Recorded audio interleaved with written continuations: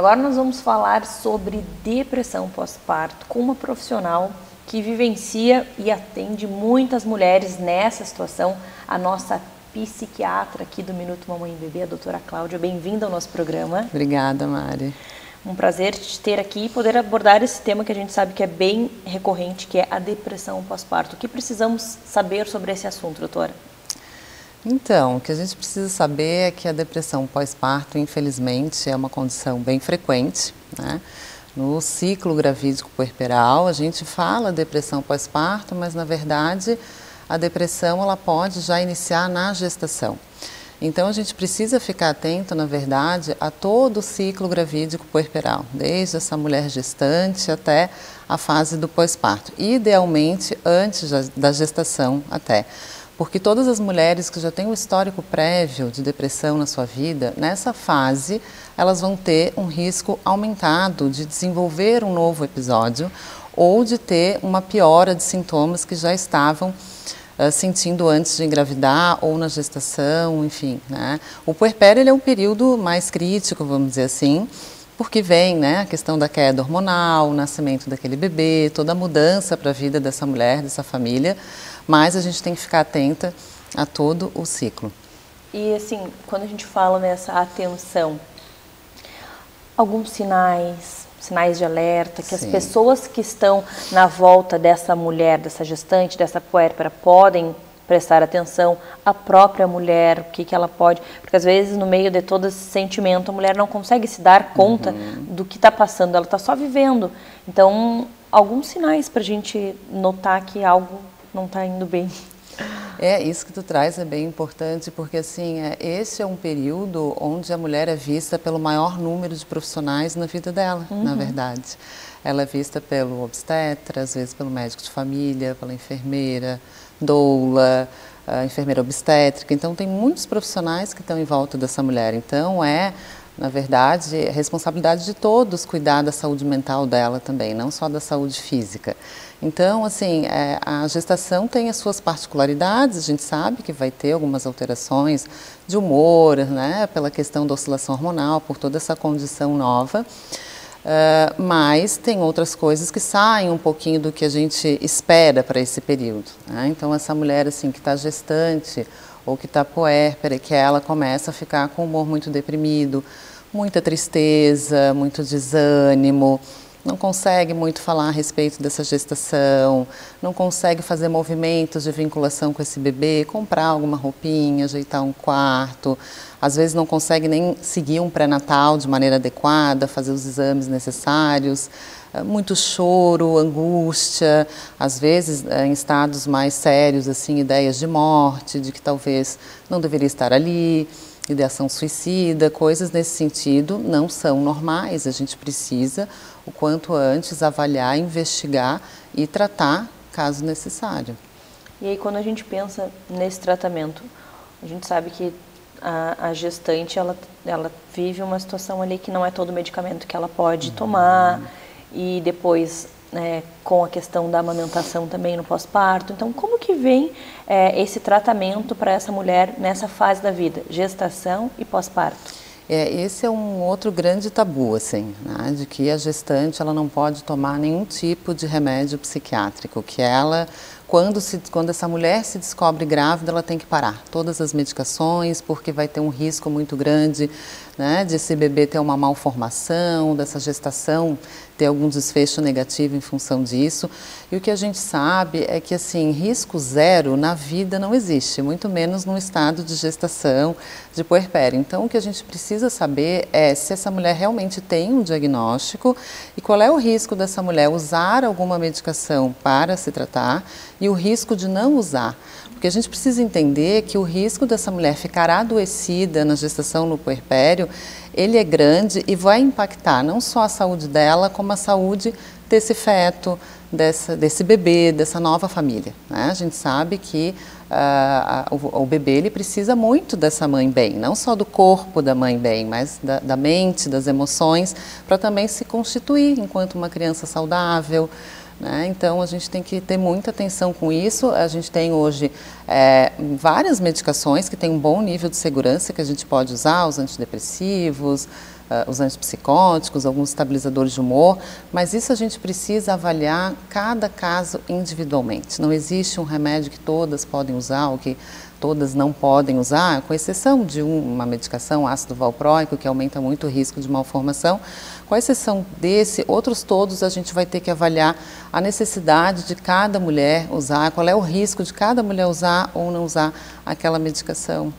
Achei bem interessante essa parte do peso, né? Usar e não usar. O que porque uma gestante ou até a puérpera com um bebezinho ali cometeu uma atitude, fazer algo que não precisaria estar fazendo se ela estivesse medicada. Então, realmente, vale a pena deixar ela longe dos medicamentos, né? E quando a gente pensa nesse tratamento, existe também a terapia, né? O acompanhamento com psicólogo, que também você sempre prescreve, dependendo da situação, né?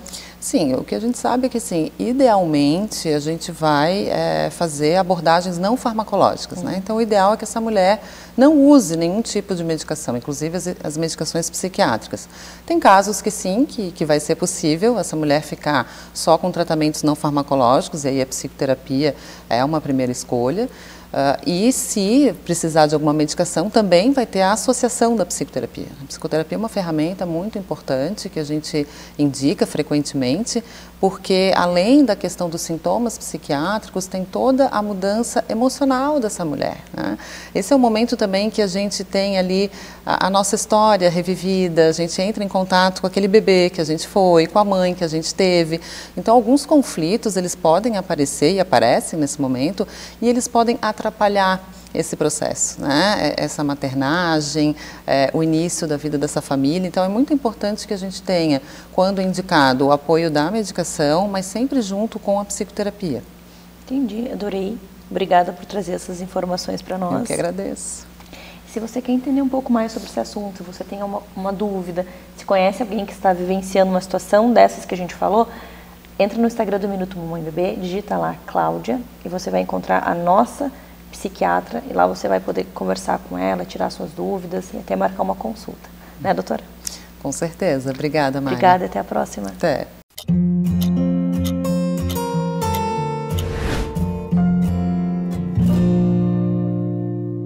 Agora eu vou conversar com a nossa dentista maravilhosa, a doutora Monique. Bem-vinda novamente ao nosso programa. Muito bom estar aqui. Obrigada, querida. Quero saber o que você preparou de assunto para hoje, para a gente abordar com os telespectadores que estão nos acompanhando, que vem de informação. Bom, hoje eu achei importante a gente falar que o tratamento endodôntico ele não é finalizado com a endodontia, e sim com a reabilitação desse dente, né? A restauração que esse dente vai receber, o suporte que ainda tem para ter uma restauração, se ela tem que ser direta, indireta, enfim. Como a gente vai reabilitar esse dente pós a endodontia. E aí, como que isso acontece? Acontece esse pós, ele é imediato, a pessoa faz o procedimento e já volta no outro dia? Quais procedimentos vêm após, né, esse primeiro procedimento? Então, a endodontia, como a gente já tinha conversado, ela pode ser finalizada, né, em até no mesmo dia, 1 hora e meia de procedimento. Mas a gente costuma esperar um pouquinho para fazer essa reabilitação desse dente, né? Algumas vezes, alguns dentes, diante da destruição coronal, eles precisam ser reabilitados com pequenas peças protéticas, ou até mesmo com alguns núcleos metálicos, pinos de fibra de vidro. Vai depender muito da conduta do profissional que vai reabilitar, da estrutura que ficou nesse remanescente dental, né? Mas eu alerto sempre porque os meus pacientes eles procuram e eles mas será que a gente precisa fazer então uma coroa? Ou será que precisa ser feita uma restauração laboratorial, que a gente chama de restauração indireta? Eu sempre explico que um dente com endodontia é um dente que já está fragilizado. Por quê? Porque para você tratar o canal desse dente é porque você já tinha uma cárie profunda ou então uma fratura, esse dente já estava de alguma forma debilitado. Então, dependendo do grau dessa destruição coronal, que é essa parte que fica exposta à boca do dente, a gente vai reabilitar esse dente ou com uma peça indireta ou com uma restauração direta, feita no consultório mesmo, em boca, né? Então, cada caso é único, então não tem como a gente falar, vai ser assim, depende da forma como esse paciente chega e das necessidades dessa boca, desse dente, enfim. Exato. Então, assim, se você tem um dente que é um dente posterior, que tem mais de 2/3 de coroa perdido, ele já tem uma indicação para fazer uma restauração indireta, tendo ou não endodontia. Com a endodontia, isso ainda debilitou mais ainda esse dente. Então, com certeza, o ideal é fazer uma restauração indireta. Há alguns pacientes se queixam do custo, né? Porque, claro, uma restauração indireta, ela envolve moldagem, ela envolve laboratório, então, com certeza, vai ter um custo maior. Mas eu sempre converso com o paciente, o ideal aqui é investir. Por quê? Porque mediante a fratura do dente depois, você pode ter colocado todo o investimento da endodontia, né? E até mesmo o dente a perder. Então, alguns dentes pós-endodontia, eles quebram. E quebram de forma que você não consegue mais salvá-lo. E aí vai para implante, enfim, às vezes enxerto ósseo. Então, eu sempre digo para o paciente que o ideal é investir e prevenir para a manutenção desse dente o máximo tempo em boca, né? Porque senão o paciente fez todo um processo e aí chegou ali na frente, não quis fazer da forma que deveria ter sido feita e aquele primeiro processo foi todo para água abaixo. Isso acontece com uma certa frequência, tá? Muitos pacientes, eu trabalho no SUS também, né, Mari? E aí, então, muitos pacientes fazem a endodontia e no SUS, claro, tem essa dificuldade, né? Então, eu vejo com frequência isso acontecendo. Porque ou o paciente não volta para a atenção básica para reabilitar esse dente, ou ele volta e reabilita de uma forma com uma restauração direta, uma restauração mais simples, né? E aí, passado um tempo, doutora, olha só, eu fiz tratamento de canal e o tratamento de canal quebrou todinho. Na verdade, não foi o tratamento de canal que quebrou, né? Foi esse dente que não foi reabilitado da forma ideal, né? E aí acaba que ele fica fragilizado e ele sobrecarrega mesmo e ele perde. Nossa, obrigada pelas informações. Não, de nada. Por dividir tanto conhecimento conosco e até a próxima. Obrigada.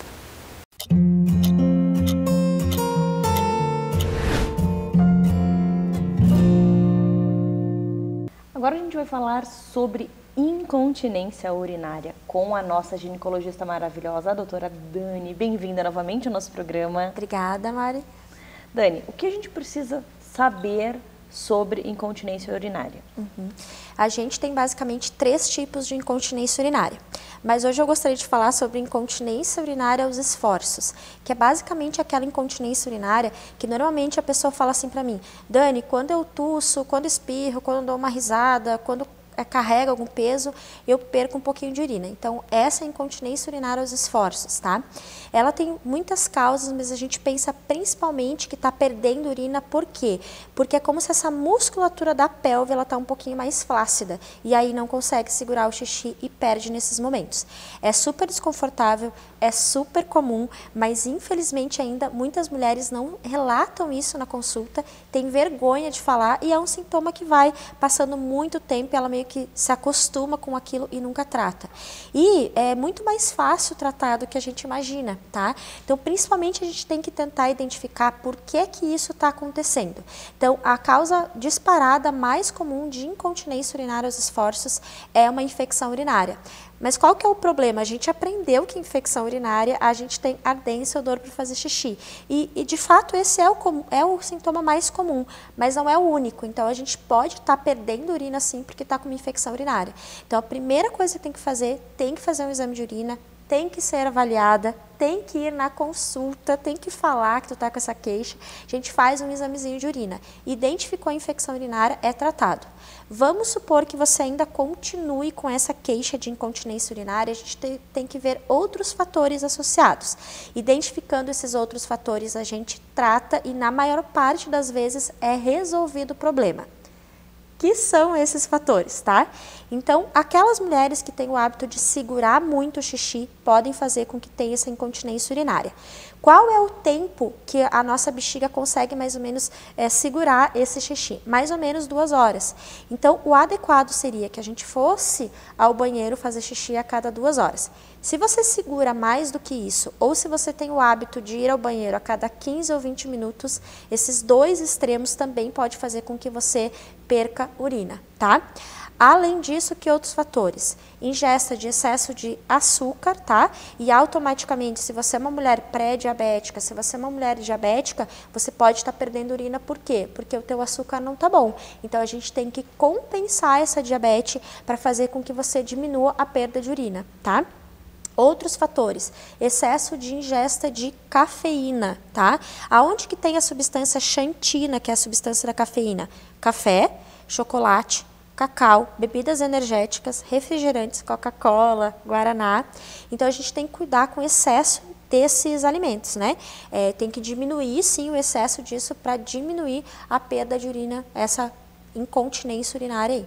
Então, e outra coisa que a gente tem que pensar é melhorar a musculatura da pelve, que aí normalmente a gente encaminha essas mulheres para a fisioterapia pélvica.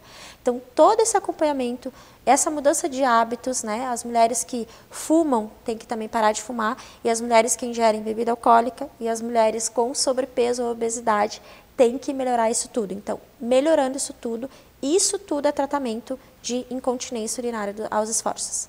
E olha só, nada muito misterioso, só que às vezes, como você falou, a paciente acaba não falando, e como você não tem, ou tem bola de cristal? Acho que não, né? Ainda não. Ainda não, né? Então não tem como adivinhar que aquela paciente está vivenciando aquela situação. Então, algo que pode ser resolvido de uma forma bem tranquila, sem medicamento, sem cirurgia, sem nada muito misterioso, desde que a pessoa fale para o profissional que está acompanhando ela, né? O que é super importante, né, Mari? Essa avaliação, ela tem que ser feita. Normalmente, essa é a primeira linha de tratamento. Não resolveu, é lógico que essa paciente pode ter uma indicação de um tratamento medicamentoso, ter uma indicação de tratamento cirúrgico, mas isso tudo que foi falado aqui é a nossa primeira linha de tratamento, com certeza. E aí, quando a gente pensa num tratamento cirúrgico ou medicamentoso, o que seria, Dani? Então, a gente tem algumas medicações específicas, né, que a paciente começa usando, se respondeu, ok, se não respondeu, aí ela tem indicação de fazer tratamento cirúrgico. E, geralmente, a primeira linha de tratamento cirúrgico é o sling, que a gente fala, que ainda é um pouquinho discutível ainda dentro da ginecologia, mas pode ser uma das técnicas, uma das linhas de tratamento. Perfeito, Dani, obrigada por trazer essas informações para nós e para também ajudar as pessoas a não sentirem vergonha de falar sobre uma situação que é muito comum e que pode ser tratada de uma forma bem simples ou às vezes realmente precisa de um tratamento um pouco mais elaborado, mas que precisa ser feito algo, né, Dani? Obrigada, até a próxima. Obrigada.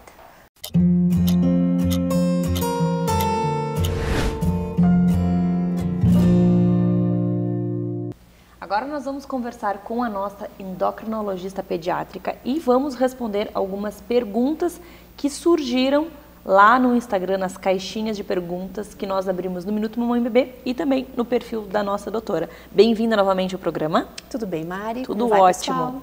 Vamos para a primeira pergunta, então.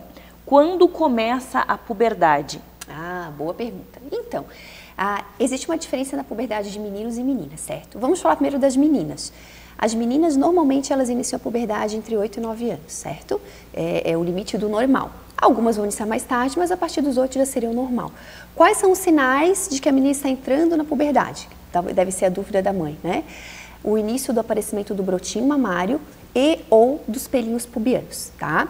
O broto mamário é o sinal mais importante e ele é facilmente detectável, né? Porque a menina vai ter uma dorzinha ali no mamilo e se você passar a mão vai sentir um carocinho. Então, é o brotinho mamário, é o início da puberdade na menina, que deve começar a partir dos 8 anos, tá? Se for antes dos 8, seria precoce, certo? A menina é fácil de perceber, a gente vê pela roupinha. Já no menino é diferente. Então, o menino ele pode iniciar a puberdade a partir dos 9 anos de idade. A maioria vai iniciar realmente ele pelos 11 anos, tá? A média, né? Mas a partir dos 9 já é considerado normal. E o que seriam os sinais no menino? O aparecimento dos pelos pubianos e ou o aumento dos testículos. O aumento dos testículos, ele fica escondido. E o início é muito sutil. Então, a gente vai ter um leve escurecimento ali da bolsa escrotal, então fica um pouco mais frouxinha, e aí se a gente medir, vai ter um aumento do tamanho. Então, é um sinal sutil que muitas vezes os pais não percebem, até porque nessa idade o menino já não quer mais mostrar, né? Então a gente não vê. Então, é mais comum um menino com puberdade atrasada chegar atrasado pra gente no consultório, porque só foi visto que ele já está na puberdade quando ele já está num estágio mais avançado. Então é bom, assim, nessa idade ali, a partir dos 9 aninhos, dá uma olhada lá no menino tomando banho, manda o pai dar uma olhadinha, né? para ver se tem alguma diferença, né? Se já está aparecendo algum pelinho, algum escurecimento local, mas ficar atento também no menino, tá? Tá certo. Vamos para outra pergunta, ainda relacionada com a puberdade. Meu filho não entrou na puberdade, o que eu faço? Tá, então aí a gente tem o oposto, né? Vamos falar separado, meninos e meninas, tá bom? As meninas, normalmente elas entram na puberdade a partir dos 8 anos e elas têm até os 14 anos de idade para entrar na puberdade, certo? Então, se uma menina, ela completou 14 anos de idade e ela não tem nem o desenvolvimento de mamas, não tem um brotinho mamário, essa menina ela tem um atraso puberal e ela vai ter que ser investigada, certo? A gente tem algumas causas, né, a gente chama de hipogonadismo feminino, então às vezes uma criança pode ser desnutrida, baixo peso, ter uma formação na hipófise, que é a glândula que produz os hormônios, né, que vão induzir a puberdade, tem várias alterações, mas essa menina vai ter que ser investigada. Se ela tem 14 anos e ela já tem um brotinho mamário, já está desenvolvendo a mama, já tem pelinhos, mas ela não menstruou ainda, ok, a gente pode aguardar até os 16 anos de idade. Se a menina chega aos 16 anos de idade e ela ainda não menstruou, ela tem caracteres, tem um pouquinho de mama, tem um pouco de pelos, mas ela não menstruou e tem 16, a gente também vai investigar essa menina, ok? Tá? Hoje, assim, ó, só pra gente entender, a idade média de primeira menstruação nas meninas no Brasil é 11 anos e 7 meses. Então, a maioria menstrua até os 12, tá? Então, se uma menina já tem uma puberdade mais tardia, não é tão comum, então chama a atenção dos pais, certo? Mas, assim, até os 14 ainda a gente pode aguardar. Tá bom? Já no menino, vamos falar do menino. O menino é um pouquinho diferente. O menino, ele deve começar a puberdade até os 14 anos. Só como eu falei, no menino é mais difícil de perceber. Então, como a maioria dos meninos com 11 e 12 anos, ele já entra em puberdade, eles começam a mudar o corpo, quando o menino tem ali pelos 13 anos e ele ainda é muito infantil, muitas vezes os pais já ficam preocupados e procuram a gente. Mas até os 14 ainda seria considerado normal, então ele pode começar a puberdade até os 14 anos, né? Se ele passou dos 14 e não tem nenhum sinal puberal, também vai ter que ser investigado, tá?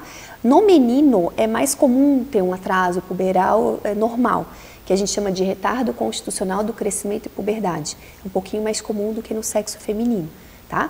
Mas assim, também passou dos 14 anos a gente vai avaliar. Tá? Perfeito. Vamos para outra pergunta, relacionada à atividade física. Atividade física para crianças e adolescentes. Então, assim, quando começar a atividade física e tempo que é necessário para uma criança, para um adolescente de atividade física. Então, hoje ainda recebi uma mãe assim que estava falando, ele não precisa fazer muita atividade física, criança, né? A gente adulto que tem que fazer. Na verdade, é o contrário, tá? Quanto menor a criança, mais ativa ela tem que ser. Então, assim, vamos por faixas etárias. A criança, o bebezinho, até os 3 anos de idade, tá? A criança, nessa idade que se orienta, que a criança tenha pelo menos 3 horas ativa. E o que é uma atividade para um bebê? Um bebê que já, claro, já senta, né? É ficar no chãozinho, né, brincando, não ficar só no colo da mãe ou só no carrinho preso. Então, já desde que a criança começa a se arrastar, ficar sentadinha, engatinhar, se orienta que ela deve ficar solta. Então, mesmo um bebezinho pequeno, é orientado que ele fique pelo menos umas 3 horinhas solto, tá? E ele vai se mexer, esse é o exercício do bebê. Quando a criança já começa a andar, é a mesma coisa, é brincar. Mas ela tem que ter 3 horas de atividade, vamos dizer, não seria um esporte, né? Mas de atividade física, de brincar, botar para um parquinho, correr em casa, não ficar sentada o dia inteiro. Então, até 3 aninhos, a gente não orienta assim, um esporte específico, mas a criança ser ativa. A partir dos 3 ali até os 6 aninhos, a criança já deve praticar atividade física pelo menos 1 hora por dia. E nessa idade, geralmente ela está começando, né? A gente pode começar a orientar alguns esportes, algumas atividades físicas como natação, danças, né? A gente tem balé, outros tipos de dança, hoje em dia tem vários, né? Uns tipos de ginástica para criança, a gente tem as lutas, hoje em dia tem vários tipos também, né? E continuar também com as atividades lúdicas, correr, brincar, né? Jogar bola. Então, pelo menos 1 hora de atividade física. A partir dos 6, a gente ainda orienta essa 1 hora de atividade física, mas já pode se orientar a atividades físicas mais vigorosas, mais intensas, tá? E aí os esportes de equipe, eles já chamam mais atenção também, né? Então, é o futebol, é o vôlei, né? E ainda não excluindo esses outros que a gente já falou, né? Natação, lutinhas, danças, isso, tem crianças que vão fazer isso, né, até a vida adulta. Mas as atividades de grupo, a partir dos 6 anos, elas tomam mais essa importância, tá? Até a adolescência, a criança deve praticar, o adolescente também, pelo menos 1 hora de atividade física diária, tá? O homem adulto, só para a gente ter uma comparação, a gente orienta 30 minutos de atividade física diária e a mulher adulto 20 minutos de atividade física diária. Isso seria o mínimo, tá, gente? O mínimo para a pessoa não ser considerada sedentária. Claro que ela pode fazer mais, né? Os pais hoje em dia brincam que antigamente a criança corria o dia inteiro. E realmente, um grande mal que a gente tem hoje da vida moderna é o sedentarismo. As crianças ficam presas o dia inteiro e praticam o menos que o mínimo, né, indicado. E antes as crianças ficavam na rua correndo, pulando, jogando bola, andando de bicicleta o dia inteiro e faziam em um dia, às vezes, 3, 4 horas de atividade física. Então hoje eu brinco, antigamente os pais tinham que puxar para dentro de casa, chamar a criança para dentro de casa e hoje nós como pais temos que orientar a criança a sair para brincar. Claro que com a segurança não tem como mandar para a rua, hoje é difícil.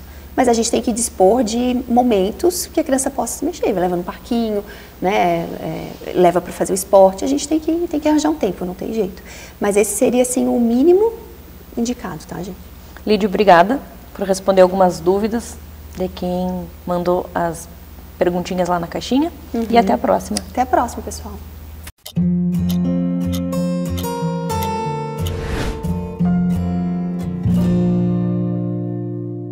E já que estamos no mês de outubro, o Outubro Rosa, um mês destinado para a gente falar muito sobre a saúde da mulher, a gente vai falar sobre saúde da mulher, mas com um foco um pouquinho diferente. Nós vamos conversar com a nossa fonoaudióloga sobre respiração da mulher. Será que mulher ronca? Você que é mulher, você ronca? Bem-vinda novamente ao nosso programa. Obrigada, Mariana. Boa tarde. Boa tarde. Então vamos falar um pouquinho sobre saúde da mulher nesse mês de outubro, que é um mês para a gente falar muito sobre as mulheres, sobre autocuidado. Falar um pouquinho então sobre a respiração, se você tem paciente mulher que ronca. Conta para nós então um pouco sobre isso. Então, Mariana, tenho e não são poucas. Não é um privilégio dos homens, embora a gente tenha, de fato, as pesquisas mostrem que existe uma prevalência de homens com relação ao distúrbio respiratório do sono, que é o ronco e a apneia obstrutiva do sono, né? Mas sim, a gente tem um contingente bastante grande de mulheres também. Quando que é mais comum a mulher roncar? Quando a gente tem a presença, então, da obesidade, que é a causa mais comum de ronco e apneia obstrutiva do sono, isso independente da idade ou de sexo. A obesidade ela é um fator realmente causal, mas na mulher nós temos outros fatores também, né? A questão da menopausa. Então, quando a gente perde a proteção hormonal, a gente tende a se tornar potencial roncador igual aos homens. Na gravidez, a mulher também pode ter uma incidência maior, por exemplo, de apneia obstrutiva do sono. Então, muitas vezes é importante buscar essa informação, o tratamento e, às vezes, fazer um tratamento específico para a apneia durante o período da gravidez. Então, o médico do sono pode ajudar nisso. Porque o que a gente pensa, né? A respiração ela é função básica e ela é função básica para o desempenho das outras funções. Para que a gente tenha um bom dia, um dia produtivo, então a respiração ela é também base para o sono e o sono é base para o nosso bom dia, né? E as mulheres sim, elas também apresentam o distúrbio respiratório do sono, mulheres também roncam e mulheres também têm apneia obstrutiva do sono. Lembrando, Mariana, que a apneia obstrutiva do sono é uma doença grave, né? Que está relacionada a várias outras comorbidades. Então, quando a gente vê o ronco, que é o principal sinal da apneia obstrutiva do sono, mas ele nem sempre pode estar presente. Então, é importante ficar atento à qualidade do sono, né? E a gente tem médico do sono. Então, hoje, por exemplo, aqui em Florianópolis, no estado, a gente tem várias cidades que tem médico do sono e aqui em Florianópolis a gente tem otorrino do sono, pneumologista do sono, nós temos neurologista do sono, pediatra do sono. Então, sim, é importante buscar ajuda e ajuda especializada porque o olhar é diferenciado quando o médico tem a formação em sono. Às vezes a gente pensa, é uma noite de sono, tudo bem, ronquei, mas o que esse ronco traz com ele, outras informações, outras situações, outras comorbidades. Então, assim, não é olhar só aquele ronco. Não, é tudo que... Por que esse corpo está roncando? O normal não é roncar? O normal não é roncar em qualquer idade. A gente acha que é normal roncar, né? Mas não é normal roncar, independente da idade, de novo, né? Então é importante sim estar atento. Tem pessoas que roncam e não têm apneia obstrutiva do sono, embora estejam, né, muito ligadas esses dois eventos que a gente tem durante o sono, que é o ronco e a apneia obstrutiva do sono. A gente tem casos de pessoas que apenas roncam e não têm apneia. O ronco primário, que a gente chama, ele era considerado um pouco mais inocente até algum tempinho atrás, mas agora já se sabe que o próprio ronco, ele fragmenta o sono. Então, sim, é importante também buscar tratamento para o ronco. E aí, lembrando que a gente tem a fonoaudiologia do sono, né? Me adiantando já a tua pergunta, a gente tem a fonoaudiologia do sono. Não é uma especialidade da fonoaudiologia, mas é uma área de atuação reconhecida pela Sociedade Brasileira de Fonoaudiologia, pelo Conselho Federal de Fonoaudiologia, e sim, a gente tem uma atuação importante dentro da área da medicina do sono e dos distúrbios respiratórios do sono como uma das opções de tratamento para ronco e apneia obstrutiva do sono. E quando a gente pensa nesse tratamento, como que ele é composto? Como que acontece?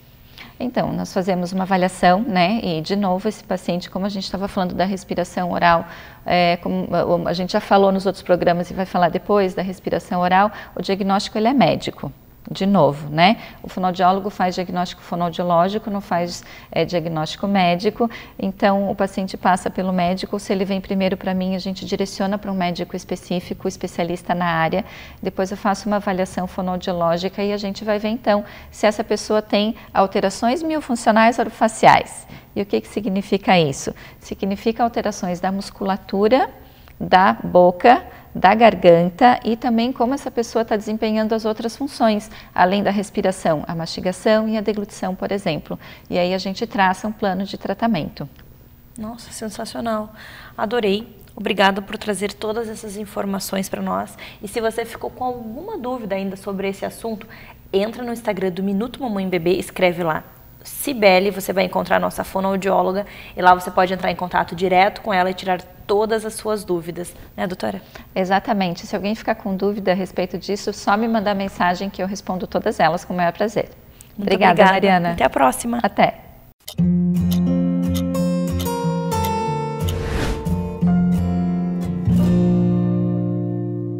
Agora nós vamos falar sobre o papel da fisioterapia no pós-parto imediato com a nossa fisioterapeuta Gi. Bem-vinda ao nosso programa. Obrigada, Mari. Obrigada pelo convite. Muito bom ter você aqui conosco. E agora, para entender um pouco mais sobre o seu trabalho, como que acontece, como a importância da fisioterapia nesse pós-parto imediato? E para a gente explicar também, para quem está nos acompanhando, o que é o pós-parto imediato? Tá.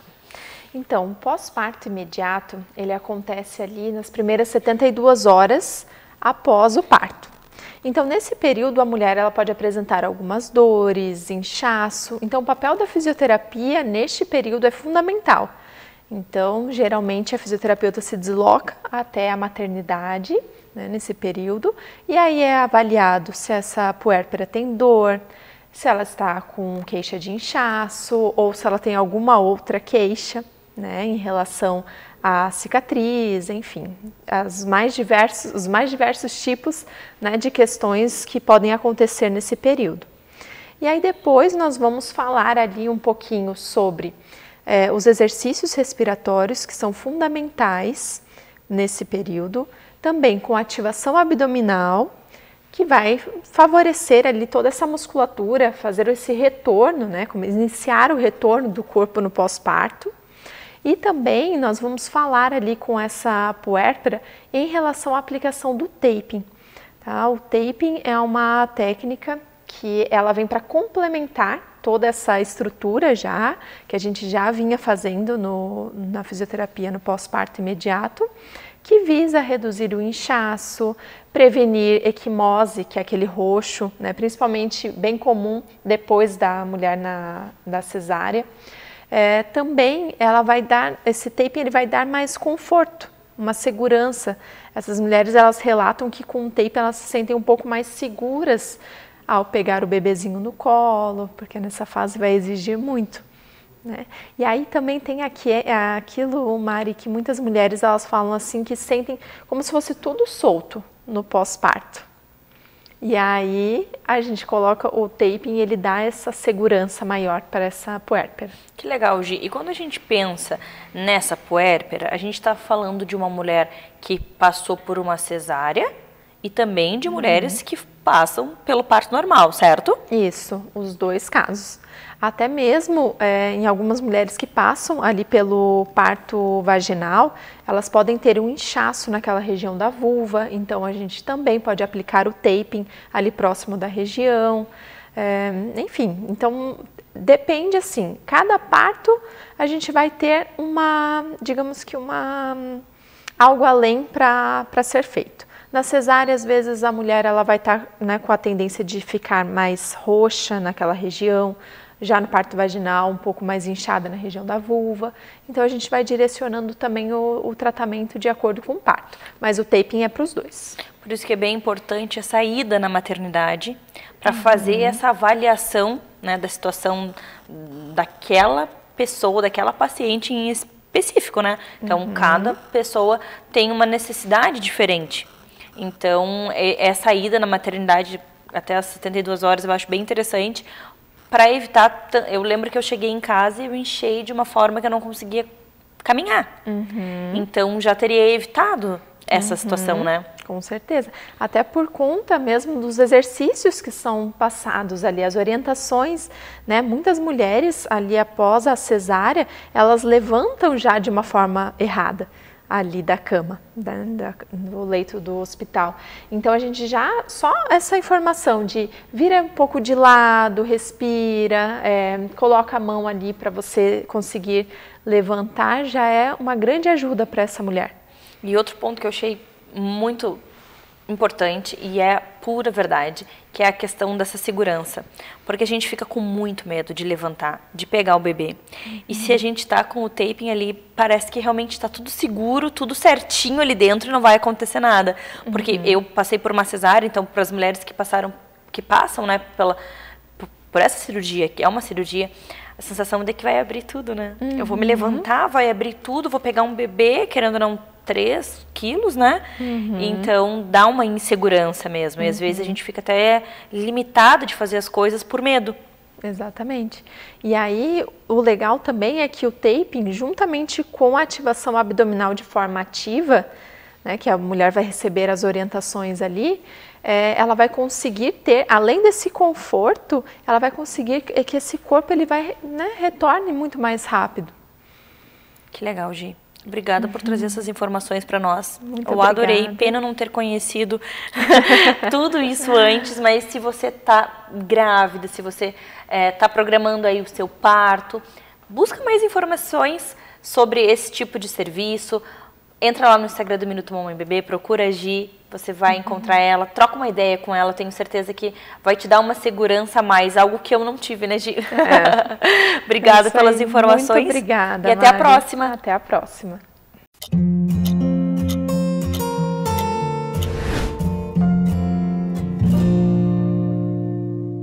Agora nós vamos falar sobre ninfoplastia com a nossa ginecologista Pri. Bem-vinda ao nosso programa. Obrigada, Mari. Obrigada pelo Muito convite. bom ter você aqui e entender um pouquinho sobre essa técnica. Então, fala para nós o que significa a ninfoplastia. Então, a ninfoplastia nada mais é do que a cirurgia para redução dos lábios vaginais. Tem algumas mulheres que têm uma hipertrofia nessa região, às vezes até por conta de ser um pouco maior e outras vezes por conta de já ter uma flacidez nos lábios maiores, né, nos grandes lábios.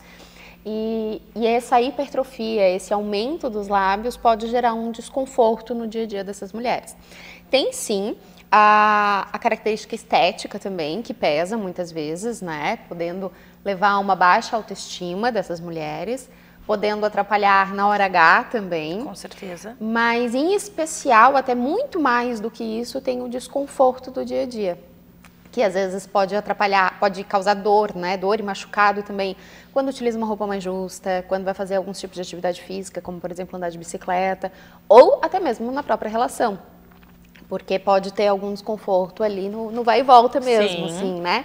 E aí, por conta disso, existe essa cirurgia para auxiliar essas mulheres. E é uma cirurgia que ainda tem um tabu muito grande, Porque toda vez que a gente entra no assunto relação ou no assunto genital, parece que tem um bloqueio, né? Então, durante muito tempo ela ficou conhecida como estética, fazendo parte da estética íntima, mas hoje a gente sabe que tem um chamado, assim, um quê muito forte para a parte funcional mesmo. Então, por isso até que está tendo uma abertura maior, uma aceitação maior, porque a gente está conseguindo fazer uma conscientização maior das mulheres de que não é só estético, né? Que vai muito além disso e que isso melhora muito o padrão de vida da mulher. Porque tu imagina, durante uma relação, tu se sentir desconfortável, tu ter uma autoestima mais baixa por conta disso, não se sentir à vontade, e aí entra um outro critério ali de fazer por obrigação, sendo que tu não está tendo prazer naquela situação. Então, a gente tem que deixar tudo muito redondinho para que a mulher tenha uma qualidade de vida. E a cirurgia veio para ficar mesmo, né? Para isso. E é uma cirurgia relativamente tranquila de ser realizada. Dá para ser realizada até mesmo no consultório, com anestesia local, lógico. A gente conversa muito com a paciente, fala de expectativas, né? Expectativas em relação à cirurgia, porque é muito comum às vezes as mulheres quererem uma simetria. Então, por isso que eu falo que ela é muito mais uma cirurgia funcional do que uma cirurgia estética. Porque às vezes quando elas chegam falando, eu quero que fique igualzinho, eu digo, olha, já vou quebrar a tua expectativa aqui. Porque esse não é o nosso objetivo quando a gente trata de ninfoplastia, de cirurgia de correção dos lábios vaginais, né? De redução, na verdade. Porque se a gente olhar de perto, nós não somos iguais. Né? O nosso lado direito não é igual ao esquerdo. Tem até um artista, agora me fugiu até o nome dele, mas um artista que ele moldou mais de 400 tipos de vulva e expôs mesmo, né? E se olhar de perto, todas elas são diferentes. Então não tem como a gente querer ter um padrão de vulva e muito menos querer exatamente uma simetria dos dois lados. Porque depende muito de cicatrização, de implantação, a base dos lábios vaginais mudam de um lado para o outro, então seria uma coisa muito alternativa que a gente teria que fazer. Então é muito mais funcional do que estética propriamente dita. E a gente percebe assim, o quanto isso muda, de fato, a qualidade de vida daquela mulher. Acredito. E quando a gente pensa no pós-operatório, Pri, como que acontece? Dor, precisa se afastar do trabalho? Quanto tempo sem relação? Porque daí ela vai estar com a autoestima lá em cima e já vai querer ter relação. E daí vai estragar toda a obra que você fez. Então, como que funciona essa parte? Na verdade, a obra é um trabalho em conjunto, né? Porque sozinha também não vai ficar bom. O paciente precisa realmente se cuidar nesse pós-operatório, sem sombra de dúvidas. Mas o pós-operatório, ele é muito mais tranquilo do que se imagina. Porque os pontos não precisam ser retirados, né? Isso é ótimo, né? Eles acabam caindo sozinhos, quase como do parto normal, quando precisa fazer alguma sutura. A paciente, a gente pede um pouco de repouso, principalmente ali nos primeiros 7 dias. Não precisa ser um repouso absoluto, mas ela precisa ter alguns cuidados, não carregar muito peso, não ter a relação sexual. Daí, em relação a isso, a gente pede pelo menos 30 dias. E a gente sempre vai acompanhando nesse pós-operatório. Então, a paciente, ela volta no consultório em 15 dias, em 10 a 15 dias após o procedimento, para a gente ver como é que está a cicatrização, se está bem coaptado, se não está. E aí, depois volta novamente quando completa 30 dias, para a gente ver se aí sim já está liberado, tanto para atividade física, quanto para a relação em si. Nossa, que interessante, né? Então, sim, não é algo que vai mudar a vida dela no pós-operatório. Ela, claro, vai se cuidar um pouquinho, mas não é uma coisa que limita tanto ela, assim, né? E fazendo tudo certinho, o teu trabalho ele fica ok. Porque a gente sempre fala sobre isso, né? Sobre a importância do cuidado do paciente também. O médico faz a parte dele, mas o paciente também tem que estar sabendo de tudo para colaborar para que o serviço dê certo, né? Com certeza. E assim, os primeiros 7 dias que são um pouco mais cruciais, assim, em termos de cuidado, de não ir trabalhar, e tudo também depende no que essa pessoa trabalha, no que essa mulher trabalha. Mas na grande maioria das vezes, indo trabalhar com uma roupinha mais soltinha, que daí a gente me pede para não utilizar nada muito justo, que comprima, né? Super dá para voltar à sua atividade diária, assim, né? E aí os cuidados precisam ser em relação à higiene, porque querendo ou não, é uma área que fica um pouco mais abafada, um pouco mais restrita, precisa ter um cuidado maior, porque como qualquer outra cirurgia tem pontos, então corre risco de infecção, só que tendo uma boa higiene, cuidando bem bonitinho, conforme os cuidados que a gente vai orientando, é sucesso. Que legal, Pri. Obrigado por trazer para nós essas informações, dividir um pouco de conhecimento e conteúdo conosco. Eu espero que você tenha gostado. Se você quer saber um pouco mais sobre esse assunto, você entra no Instagram do Minuto Mamãe Bebê e digita lá, doutora Priscila, e você vai encontrar muitas informações e vai poder falar direto com a nossa ginecologista e obstetra, né, Pri? Com certeza, obrigada. Obrigada também e até a próxima. Até.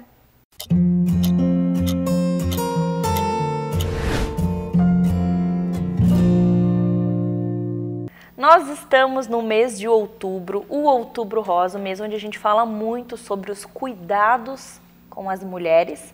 E hoje eu trouxe uma pessoa aqui que ela é especialista em cuidados com mulheres. Inclusive minhas unhas, meu cabelo, eu só cuido lá. Óbvio que eu tô falando da Aline, proprietária do Quilo Luz. Bem-vinda novamente. Tudo bom? Tudo ótimo. Um ano fazendo hoje aqui da nossa primeira visita. É um prazer estar sempre ao nosso encontro. Aline, já que a gente está falando um pouquinho sobre as mulheres, sobre os cuidados com as mulheres, eu queria que você falasse dos serviços que vocês oferecem lá para nós mulheres.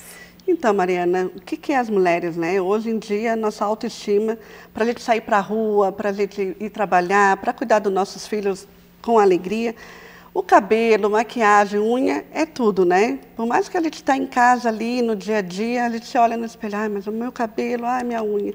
E o salão Quilo Luz, que é o salão para toda a família, a gente busca esse encontro, né? Da mãe que não tem com quem deixar o filho, poder ir lá, se autocuidar, né? Fazer um tratamento, fazer escova, fazer mecha, unha, cabelo. Completo, né? Nós somos um salão completo. E esse mês de outubro, né? Mais do que especial, a gente está também com algumas promoções para o Dia das Mães, ou para o mês das mulheres, né? E a mãe, madrinha, avó, todas que contemplam todo esse ambiente feminino junto com criança, é sempre bem-vindo lá no Quilo Luz.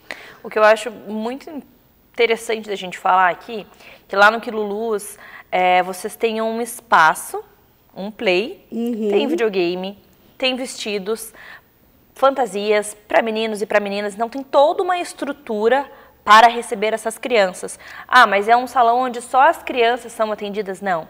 Os pais e as mães também podem fazer todo tipo de serviço, como você falou, mecha, unha, então tem unha em gel também, né? Também, tem fibra. Então vocês oferecem todo o serviço de beleza para a mãe também, em um lugar onde a mãe tem onde deixar as crianças. Sim, hoje mesmo a gente teve uma mãe que agendou para o filho e para ela. E agora à tarde, um pouco antes de vir para cá, por coincidência, uma mãe agendou para o filho e para a filha. E ela ali na brechinha, que eles não queriam ir embora, porque eles já tinham cortado o cabelinho, estavam brincando. Ela perguntou, eu posso fazer a minha unha? Eu não agendei. Não, pode, a gente está com a manicure aqui disponível. E eles ali ficaram brincando e ela ali fazendo a mão. Amanhã temos vários agendamentos entre pai e filho também, né? Que é um momento bacana ali. Mas a mãe poder estar num salão ali, que é um prazer, ela está se cuidando, né? Esse mês tão especial, e os filhos ali brincando. Para nós é muito prazeroso ter esse retorno e viver esse momento entre eles, né? Porque muitas vezes a mulher ela só consegue ir no salão se a criança está na escola ou se tem alguém para deixar. E quando isso não acontece, no meu caso, a minha filha entrou na escola com 2 anos e meio. Então, até os 2 anos e meio dela, a minha família não é daqui. Sim. Então, como que eu faço para ir no salão? O salão não é um ambiente para uma criança. Não. Até chegar o Quilo Luz. Quilo Luz. Então, Mari, como você também tem as mães solos, né, que não tem, né, a rede de apoio, e a gente recebe relatos várias vezes lá no salão. É tão simples, ela pode agendar para qualquer horário do dia, cabelo, serviço completo, que as crianças vão ficar ali brincando, vão ali na pipoquinha, no suquinho, no bolinho, que elas já chegam, já pedem já a pipoquinha, um cheirinho, né? Então, assim, não precisa a criança estar ali agendada por um serviço. A mãe pode simplesmente ir e a criança ficar brincando, né? A gente não tem essa separação, o salão é para toda a família mesmo. E lá vocês têm vários profissionais especialistas em várias áreas. Isso. Tem profissional especialista em corte infantil, penteado infantil, cabelo de menina, cabelo de menino, profissional especialista em mecha, em alisamento, em unha. Me fala um pouquinho sobre a equipe. Então, a equipe, né, a gente tem aqueles profissionais que só atendem o infantil, tá? Tanto no feminino quanto menina, né, menino e menina. Temos o profissional que ele se dedica mais no adulto, tá? Porque é o perfil, mas ele atende o infantil, né? E a gente tem o mesclado mesmo. Só que, claro, cada cliente tem um perfil, né, Mari? Então, a gente procura aquele perfil de cliente adequar ao perfil do profissional.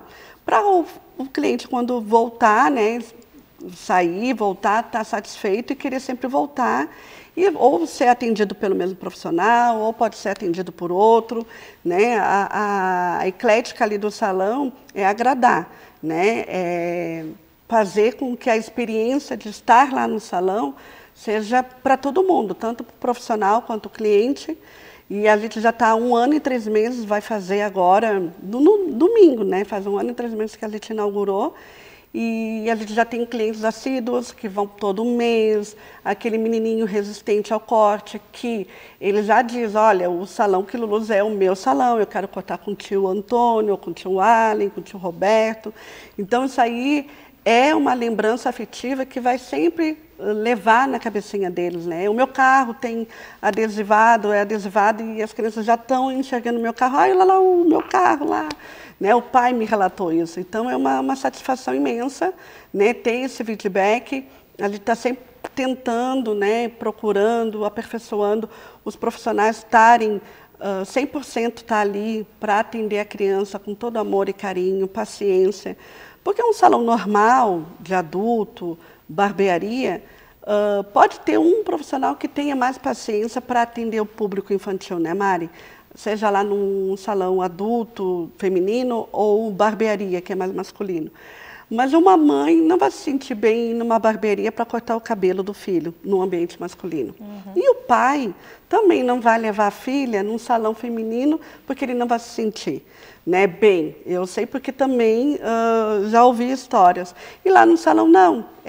A gente tenta unir a família, onde vai pai, mãe, o filho, a filha, a família toda ali se embelezando juntos, e o profissional que atendeu cada um é direcionado para o público adulto, todos têm paciência, ou para o público infantil, com toda a paciência do mundo e carinho. Esse é o nosso propósito. Vocês são maravilhosos, eu amo aquele lugar e sou apaixonada, indico para todo mundo. E muito obrigada por estar aqui, por falar um pouquinho para nós desse lugar incrível que a gente tanto ama, e até a próxima. Obrigada, Mari.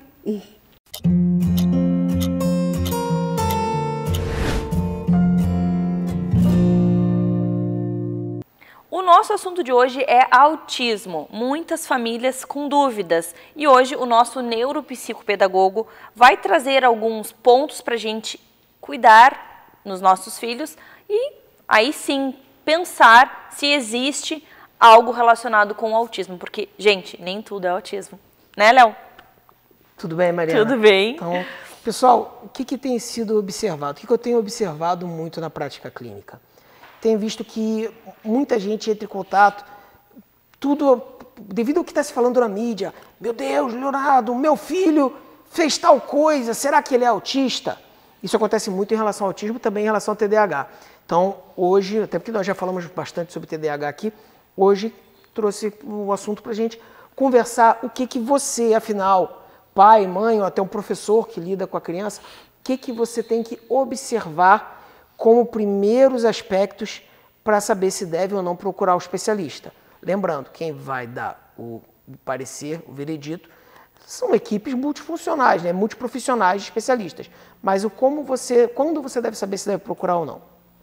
Léo, quais os sinais de alerta para a gente saber, assim, não, realmente essa criança tem autismo? Bom, pessoal, claro que para alguém que não é especialista, é difícil notar a série de elementos que eu vou falar aqui. Eu não vou falar aqueles elementos normais que vocês estão acostumados a ouvir. Eu vou falar em alguns elementos mais técnicos para que você possa, tendo essa informação guardada, observar de uma forma mais aprofundada. A primeira coisa, Mari, é a percepção social. O autista, ele tem falta de percepção. Ele não nota quando você faz aquela cara assim do... Fez alguma coisa? Bonito, hein? Ele não nota o bonito, hein? Qual é a relação, mas o que eu fiz é realmente bonito ou não? Ele tem a dificuldade de reconhecer a pista não diretiva, aquilo que não é falado de uma forma direta e objetiva para ele. A segunda coisa é a cognição, é o formar o pensamento a partir disso e formar a resposta. A cognição você não vai conseguir avaliar porque isso é uma coisa interna, mas você vai conseguir avaliar ela a partir da comunicação da resposta, que é o nosso terceiro aspecto. É o como ele comunica a resposta. Ele, então eu fazer isso aqui que eu fiz, que eu achei que era errado, que poderia ser errado, isso foi bonito então? A forma como ele comunica. Primeiro, essa forma, e segundo, se ele não comunica de uma forma muito mecânica, também pode acontecer. Lembrando, pessoal, nem tudo isso ocorre de uma forma obrigatória todos os passos, tá? O autismo, ele é um espectro, lembrando. Ele não tem autistas, inclusive tem várias síndromes que se enquadram nesse espectro, que cada uma vai ter algumas características, um pouco mais para lá, um pouco mais para cá, mas seguindo uma linha mais ou menos mediana. O quarto aspecto é a motivação social. É a questão de se motivar ao relacionamento social. Eu já tive pacientes que tinham um relacionamento social muito bom, mas se enquadravam nos outros elementos. Mas, no geral, o autista ele não é motivado a buscar. Muitos até não têm motivação para a resposta, mas muitos respondem bem, mas ele não busca o contato, ele não tem motivação de ir atrás. O próximo passo se relaciona com isso, que é a capacidade de interação.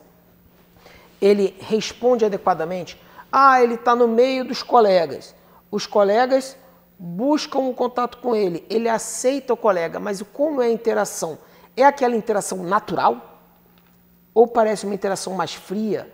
Parece uma interação diferente, mais quieta, um pouco mais isolada, com comportamentos, às vezes, de restrição, que é o nosso próximo item, o comportamento restritivo.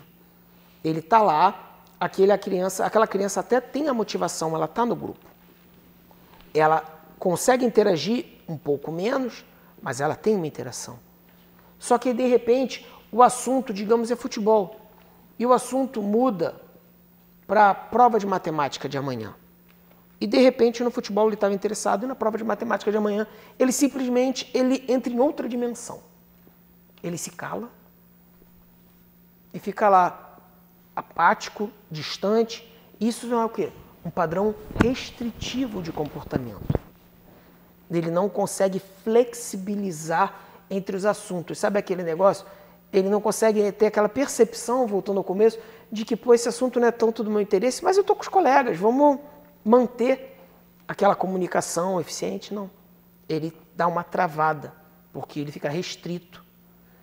Isso vale para várias outras coisas. Eles têm, até sensorialmente, eles ficam restritos na parte de alimentação, não comem determinadas coisas, não vão a determinados lugares.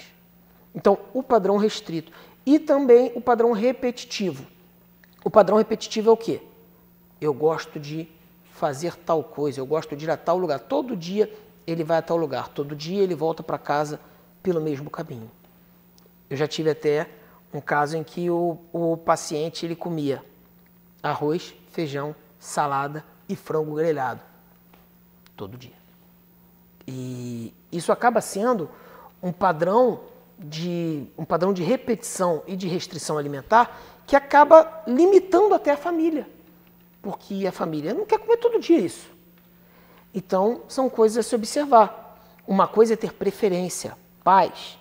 Uma coisa é o seu filho ter uma preferência. O seu filho pode querer comer macarrão todo dia, mas você tem que olhar se isso está no meio em que você avalia, em que, além disso, ele tem dificuldade de comunicação, de interação, ou não, ele está tudo bem, ele é uma criança normal, mas ele tem uma restrição alimentar. Aí pode ser um problema que a ser resolvido com gastro, com nutri, que é um problema de seletividade. É outra coisa. Não quer dizer que seja um autismo. Léo, adorei essas informações. Eu acho que os pais precisam desse tipo de informação para poder encaminhar os seus filhos. E falando em informações para os pais, você vai participar de um congresso, certo? Isso aí. Então fala para nós um pouquinho sobre. Bom, pessoal, eu vou participar como palestrante do primeiro NeuroNews, que é um congresso a respeito de neurocognição, desenvolvimento. Esse congresso, ele vai acontecer no Hotel Majestic na semana que vem, e ele é uma grande oportunidade de conhecimento para pessoas tanto da área de saúde, quanto para pais que têm filhos com problemas que são neurodivergentes, têm problemas sindrômicos, e também é muito importante para educadores. A educação hoje, a legislação a respeito da educação, ela evoluiu bastante no critério de dizer que tem que haver um apoio, mas ela ainda tem muito o que evoluir no como apoiar. Só que o educador tem duas opções. Ou ele pode esperar a onda vir para começar a nadar, ou ele já pode começar a aprender a nadar. Então eu recomendo que um evento como esse, isso é uma oportunidade de você, educador, você, pai, que quer aprender a trabalhar com o seu filho neurodivergente, que você se prepare para que amanhã, quando você tiver legislações que sejam mais diretivas, quando você tiver um maior número de alunos neurodivergentes, que isso está acontecendo, esse número está crescendo, você já esteja mais pronto. Não totalmente, porque a gente nunca está totalmente pronto. Graças a Deus a informação está evoluindo muito, o conhecimento tem crescido muito. Mas você vai estar a cada dia com um tijolinho a mais no muro que vai ser a sua formação técnica. Por isso fica aqui o convite. Semana que vem não, agora dia 14 e 15, né? Estaremos lá no congresso. Se você puder, Hotel Majestic, dia 14 e 15 de outubro, não perca essa oportunidade. Léo, obrigada e até a próxima. Eu que agradeço, Mariana. Até mais, pessoal.